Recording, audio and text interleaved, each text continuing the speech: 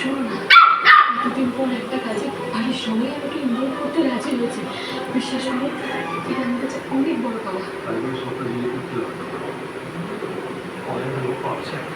আমি পম্পাকে না বলে কাজ ছেড়ে দিয়েছে। ওয়াশিং মেশিনটাও খারাপ হয়ে গেছে। তুমি অনেক কাজের কথা বলছো, সেটাই কখন যাবো শোনো।